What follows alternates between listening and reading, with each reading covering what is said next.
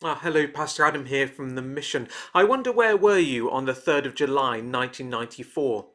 Don't worry, this isn't the start of a police interview, it's just a quick memory test. And I imagine for most of you, you can't remember, because as humans we're very good at forgetting things, even important things like names and anniversaries. And yet today is a day where we come together as a nation and recognise that there is something that's too important for us to forget.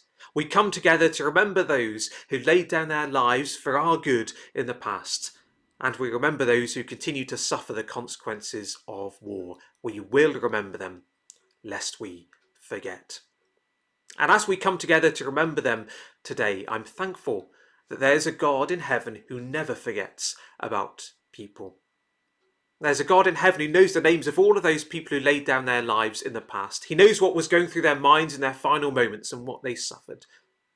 I think of something that Jesus said, thinking about sparrows. He said, "Are not 5 sparrows sold for 2 pennies? Yet not one of them is forgotten by God." The very hairs of your head are all numbered. Don't be afraid. You are worth more than many sparrows. There's a God in heaven who doesn't forget about people. He knows us, he sees us, he remembers us.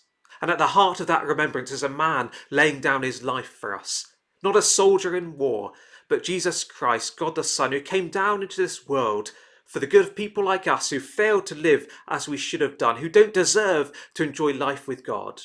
But Jesus lived and died and rose again to rescue us from the death away from God that we deserve and to bring us into eternal life with God that we don't deserve. And so today, as we come and believe in Jesus, we can know a God in heaven who sees us and remembers us and will continue to remember us and care for us until he leads us safely into an eternal home with him.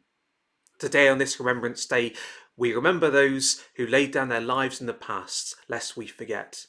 And we can give thanks to the God of heaven who always remembers his people and will never forget.